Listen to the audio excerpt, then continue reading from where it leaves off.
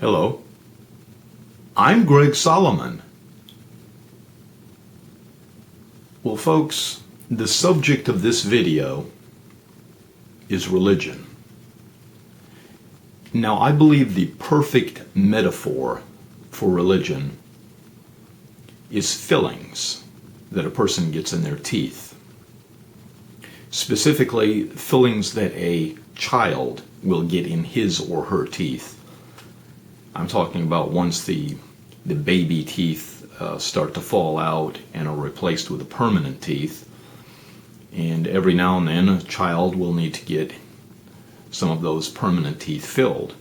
Well, when that child reaches adulthood, those fillings that they had put in their teeth when they were a child will still be there.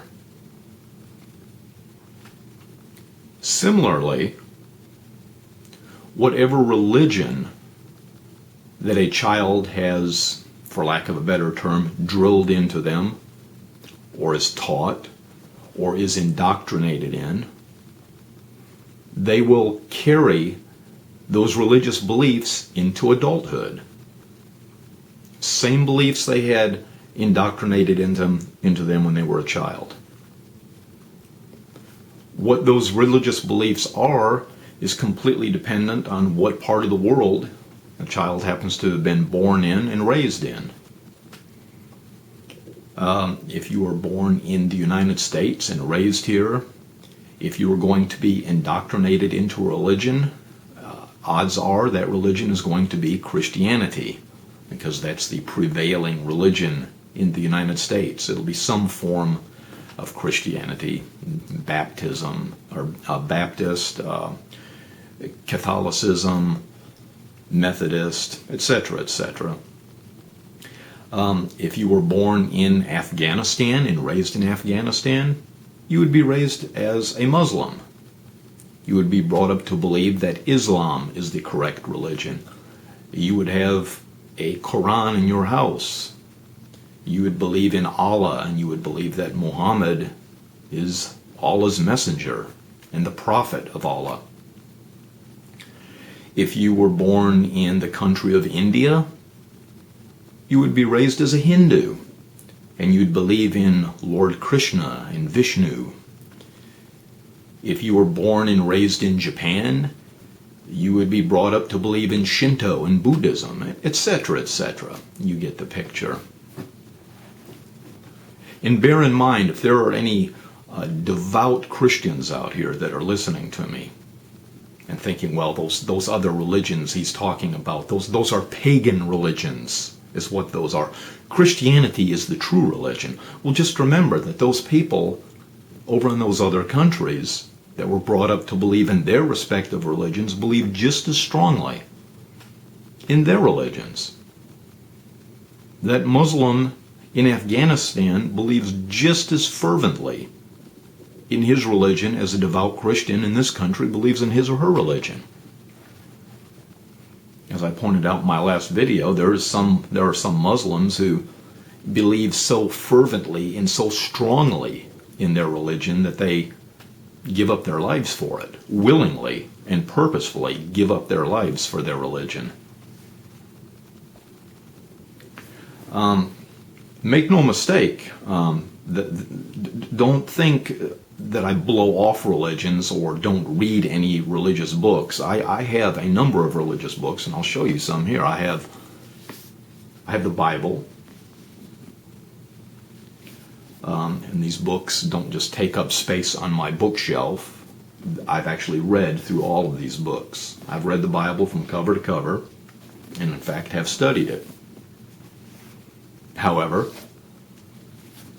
I also have a Quran. I have also read through this.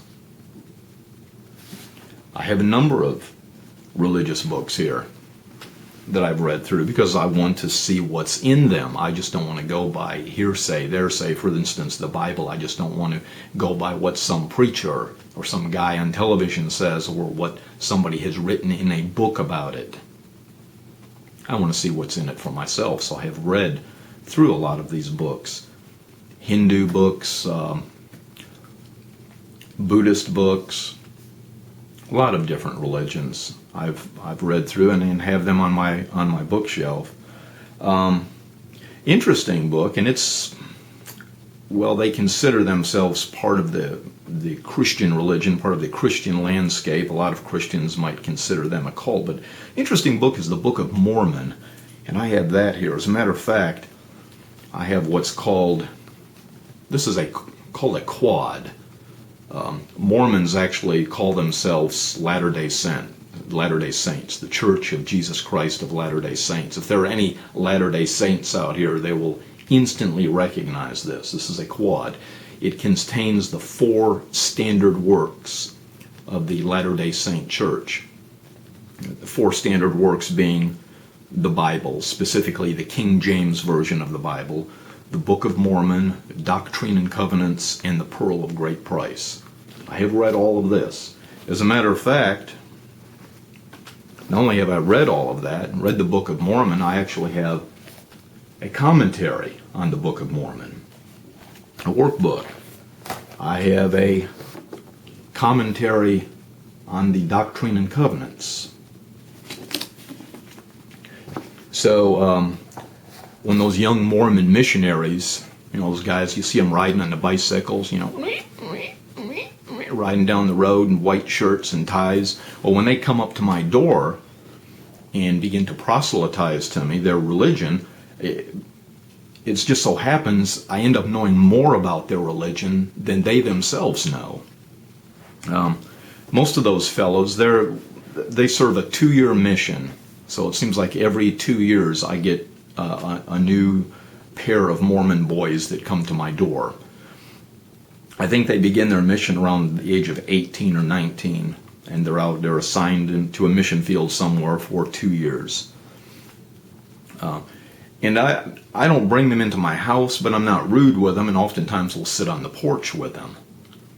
And I've shown them before. I've shown them this Book of Mormon workbook, and shown them I have a quad here. I've read the Book of Mormon, and I actually have unfolded the lawn chairs in the porch, and I say, boys, why don't we sit down here? I'll bring out a couple glasses of iced tea, and I'll explain a few things to you about your religion. And they graciously do sit down. I graciously do explain a few things to them about their religion, because most of them have only read the Book of Mormon. As I said, this is considered the 4 standard works of the Latter-day Saint Church, but the missionaries who are trained to go out into the mission field, and women too. It's not just young guys, it's young women.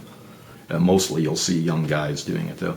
But you'll find that those guys have read through the Book of Mormon 6-7 times, but have never read through the Bible or Doctrine and Covenants or Pearl of Great Price. So I'm pretty well read in their religion, understand it quite a bit. What prompted me to get a Book of Mormon is I was intrigued, not to say that I believe it, I'm just saying I was intrigued of where this book came from. Because supposedly Joseph Smith, who at the time was a farm boy, a teenager, living in Palmyra, New York, supposedly he said he had a vision one night. An angel appeared to him, an angel named Moroni, and told him that he had been chosen to restore the Christian church, the true Christian church, the way it's supposed to be, and that there were some gold plates hidden in the ground out in a field. And this angel Moroni was going to show him and tell him where these gold plates were. And Joseph Smith supposedly dug these plates up. And there were some goggles, and he was able to put these on because they were, of course, written in some sort of weird hieroglyphics. And he put these goggles on, and he translated these plates. With the goggles, he was able to translate them, what was in them. And I was just intrigued because I didn't think this book came out of the mind of a 16 or 17-year-old upstate New York farm boy. So I was just intrigued as to where it came from. Do I believe that it's the Word of God? No. I won't say what else I believe as far as any of these books go, but I will say that, no. Somewhat skeptical, yes, but I'm also a realist. As a matter of fact, there is actually no proof, and I'm not going to lift them all up, all the books I have here, but I have a lot of religious books here. There's no proof for any of these books. None of them. Not a single one of them. It all depends on what a person chooses to believe. And as I said, that has a lot to do with what they're indoctrinated to believe when they're a child. Just like a person, most kids in the United States will believe in Santa Claus up until a certain time. They reach a certain age, and then they no longer believe in it. Don't you folks remember when you were real little? Don't you remember how fervently you believed in Santa Claus? Geez, you just knew he existed. And leave cookies and milk out for him at night. I mean, you just knew there was a Santa Claus, but there wasn't. But you'd been told there was, so you believed it. You believed it fervently in the innocence of childhood. Until you were told better or figured it out when you got a little older. You see, it's the same. I'm not picking on any particular religion. I'm just going to, I live in America, so I'm going to speak about the religion that's the prevailing religion in my country, is Christianity, the Bible. If a child is born into a quote-unquote religious home, and the parents in the home go to church, and believe in the Bible and maybe go to church twice on Sundays and Wednesday nights, tithe or whatever, that child, from the time they're old enough to be cognizant of their surroundings and to understand what's going on, they are told, this book is true. Okay? They're told by adults that. This book is true. You must believe what is in this book. In fact, this book was written by God. This book, as a matter of fact, is the living Word of God, and you must believe that. Now bear in mind, this is I'm doing a caricature of it, but essentially this is what a child is told. It might even be how a child perceives it in their eyes. They're told by the adults and in Sunday school class. Now, you must believe that this book was written by God, and you must believe what is in this book. All the stories in this book you must believe. Now, if you believe everything that's in this book, then you will get pie in the sky by and by when you die. But if you don't believe what's in this book,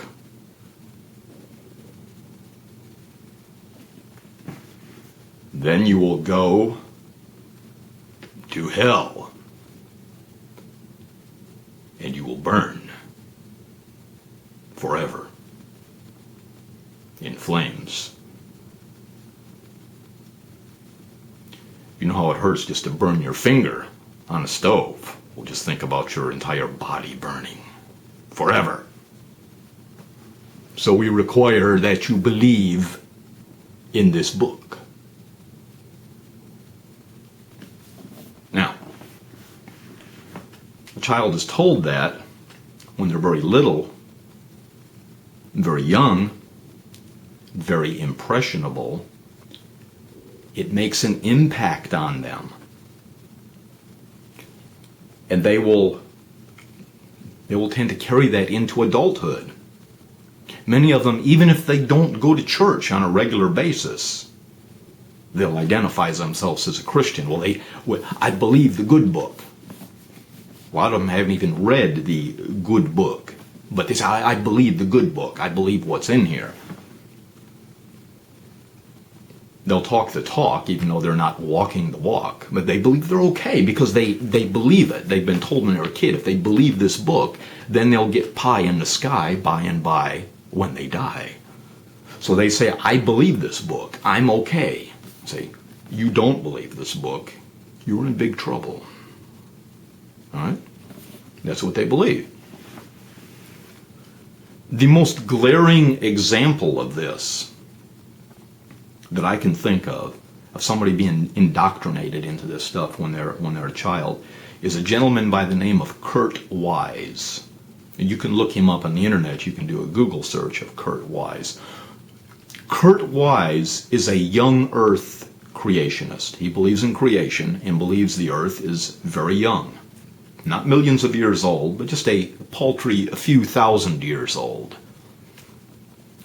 What's interesting about Kurt Wise is Mr. Wise has a doctorate degree, a PhD degree in geology, a doctorate degree in geology from Harvard University. And Mr. Wise, actually with a PhD, he is Dr. Wise, with a doctorate in geology from Harvard University, he is on record as stating the following. He said, if all the evidence in the universe, his words, not mine, if all the evidence in the universe proved that there was no such thing as creationism, that creationism was wrong, and that he was forced to admit that this evidence proved that creationism was wrong, he said he would still believe in creation and he would still be a young earth creationist. Because, Mr. Wise said, that is what Holy Scripture teaches. Now that's the most glaring example that I can think of this children being indoctrinated to believe something when they're quite young and carrying it over into adulthood. Now, in spite of his advanced degree in geology from a prestigious university such as Harvard, Mr. Wise has no respect in the scientific community. Essentially, his scientific career is ruined because of this type of viewpoint. And he's relegated to teaching. He presently teaches at a small private Christian college in the state of Georgia that has around 700 students with a PhD in geology from Harvard. Now, as I said, none of these books can be proven. Matter of fact, the existence of God cannot be proven. The thing is, see, I'm just honest enough to admit it. People ask me, do you believe in the Bible? Do you believe in this? Do you believe in that? Well, there's no proof for any of it. Nobody knows. And if anybody tells you they know, they are wrong. They are incorrect. The preacher down the road at the local church doesn't know any more about what's going to happen after any of us die than you do. He has no idea. He has an idea what he believes is going to happen, but he has no factual basis. He's read this book and he believes that this book tells him that's what's going to happen. People on the other side of the world believe this book and believe this book tells them what's going to happen. All depends on what you believe, people. All depends on what you're indoctrinated in when you're a kid. Now, regarding those fillings, I had some fillings put in when I was a kid. And when I became an adult, they were still in there. I went to the dentist for a reason. Fillings weren't particularly bothering me. The dentist happened to notice that the fillings were quite old, had been in there since I was a little kid, and said, you can have those drilled out and have new fillings put in as long as you're here. And he said they might start giving you trouble because they've been in a while. A couple of them look like they might be ready to let loose. Go ahead. And I had them drilled out. And it's the same with the religious indoctrination. It's like I said, it's a perfect metaphor.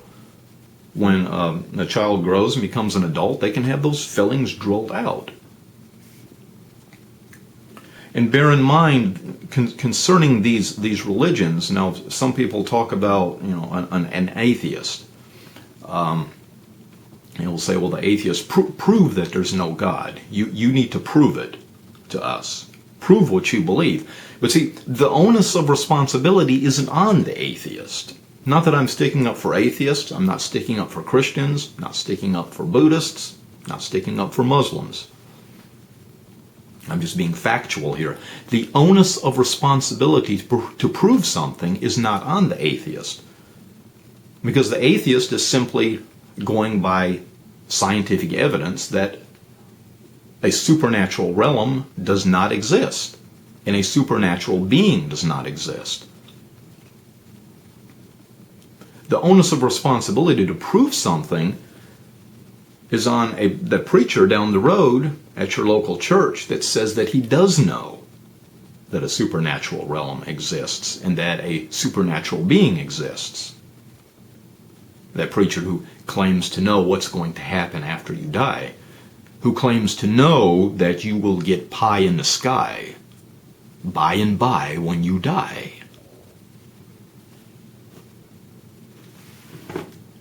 If you believe this book. And who tells you that you will go to hell and burn for eternity.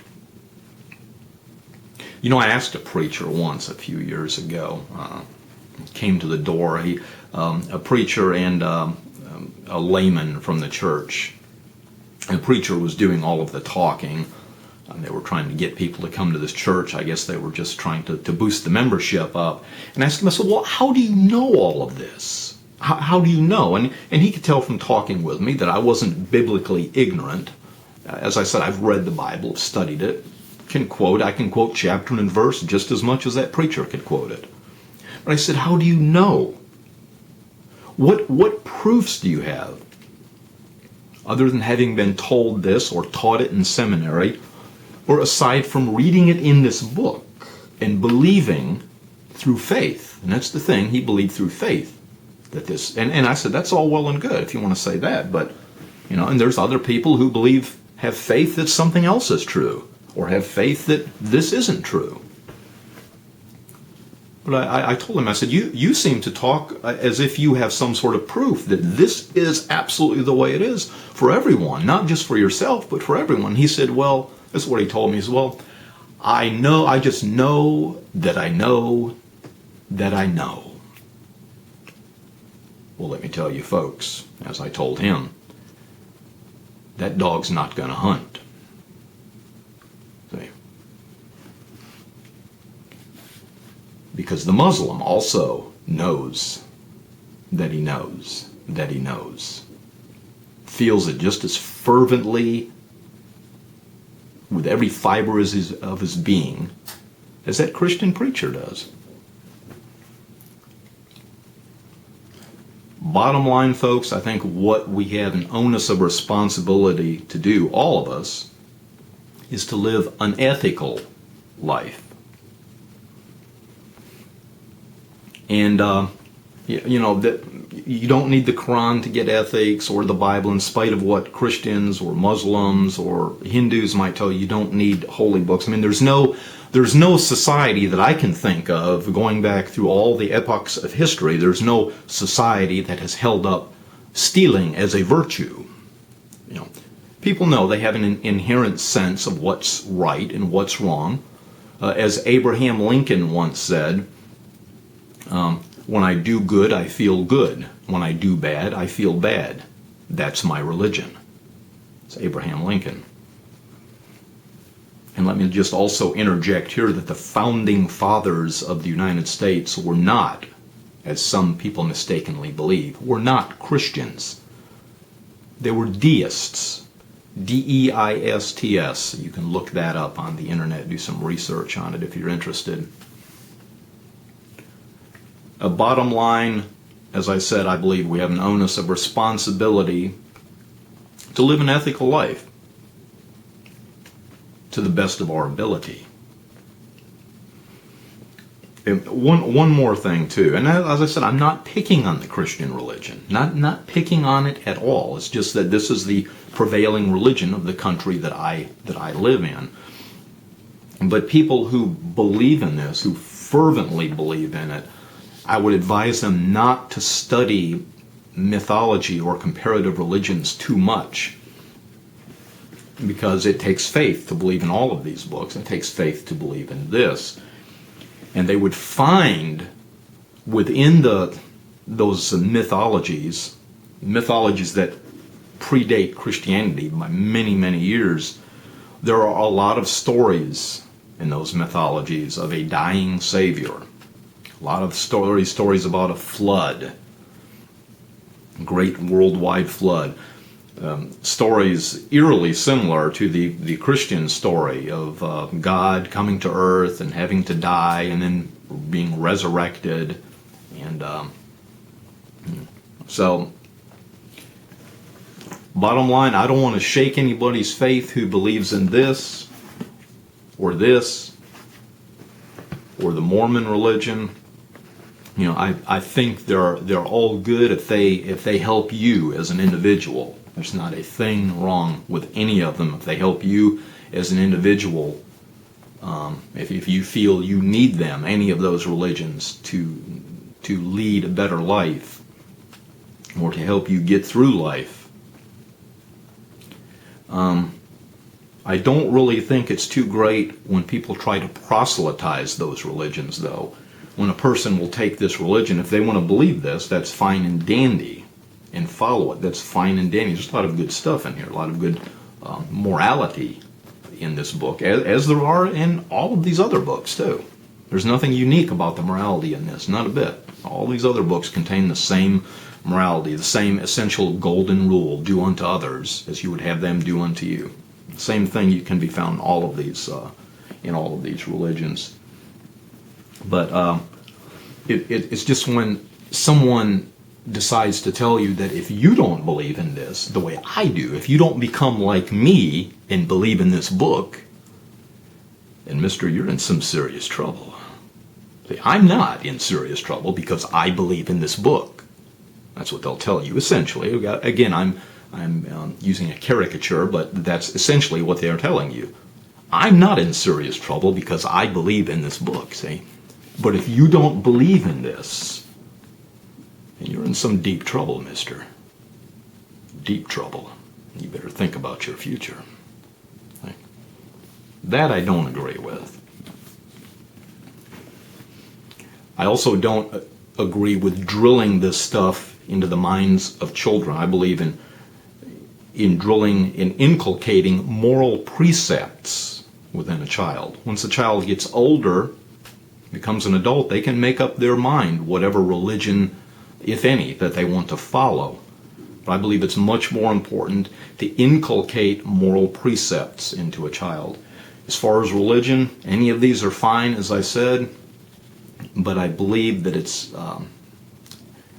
better if a person just keeps that religion to themselves instead of trying to proselytize someone else or trying to say that all the other religions are wrong, but this one is right. Because it says so in this book. Therefore, it must be so. See, I don't believe in that. I don't believe in doing that. I mean, I don't know if any of them are right or if any of them are. I don't know which one of them is right or if any of them are. No one out here does. If there is a God out there, some of the lukewarm Christians that are within range of my hearing and within range of this video, and I will quote chapter and verse. I can quote, as I said, the Bible. You can look up in Revelations 3:16, where God said, I would rather have you hot or cold, but because you're lukewarm, I will spew you out of my mouth. So if there is a God, some of you Christians might be surprised, and if there is a judgment day, if you get there, that God might find a devout Muslim more acceptable in his eyes than a lukewarm Christian, whom he threatens in this book to spew out of his mouth. That's something for Christians who are proselytizing and telling people, I believe in this book, my future's secure, yours isn't. That's something for you to think about, because you don't know. All you know is what you believe, and you're believing it on faith. There's no proof for any of it. Well, folks, until next time, this is Greg Solomon saying take care.